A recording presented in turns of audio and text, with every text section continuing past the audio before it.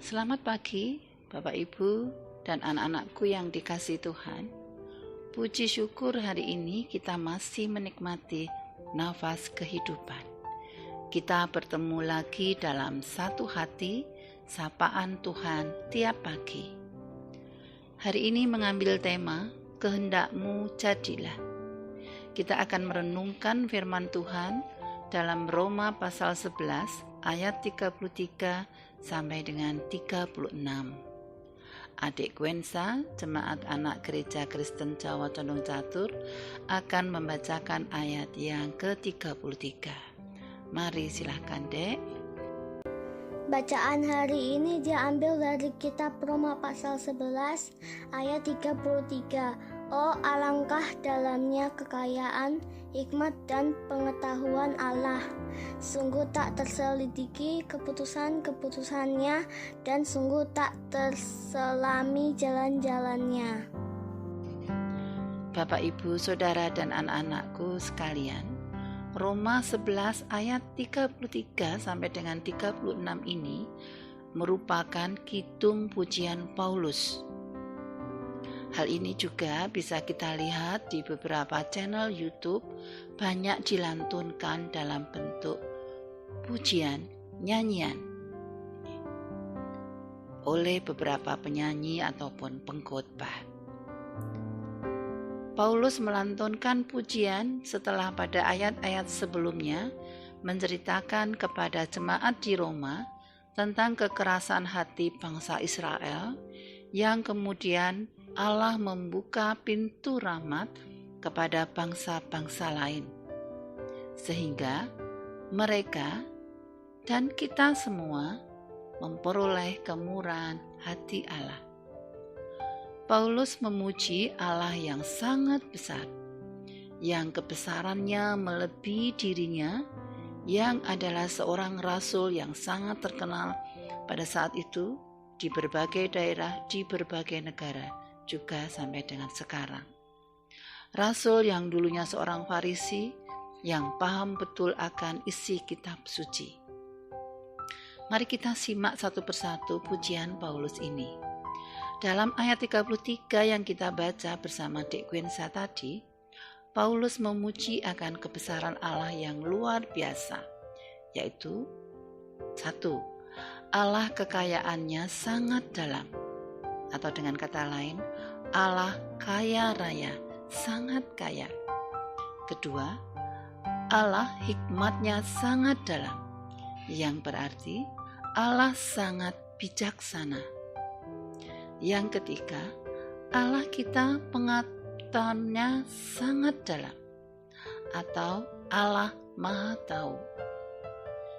Kebesaran Allah yang luar biasa ini membuat kita tidak mampu menyelidiki keputusan-keputusannya dan menyelami jalan-jalannya. Bapak, Ibu, Saudaraku, dan anak-anakku yang dikasihi Allah, pada saat kita mengalami penderitaan, kesedihan, atau kegagalan, kita seringkali bertanya, "Ya Allahku, mengapa Engkau membiarkan penderitaan ini terjadi pada kami? Berapa lama lagi pandemi COVID-19 ini ada bersama kami? Berapa lama lagi kami tidak bisa saling bertemu dengan leluasa?"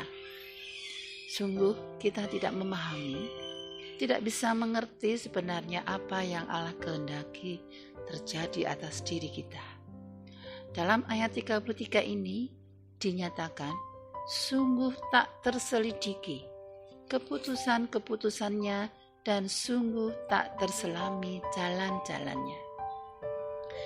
Mari kita lanjutkan ayat 34 yang menyatakan, sebab siapakah yang mengetahui pikiran Tuhan, atau siapakah yang pernah menjadi penasehatnya? Paulus menyatakan pujian bahwa Tuhan Maha Tahu. Saudara-saudaraku, coba kita ingat bagaimana dengan diri kita ini.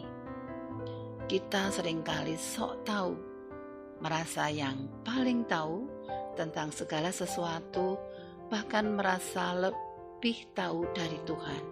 Kadang-kadang Tuhan, seharusnya Kau kabulkan permintaanku.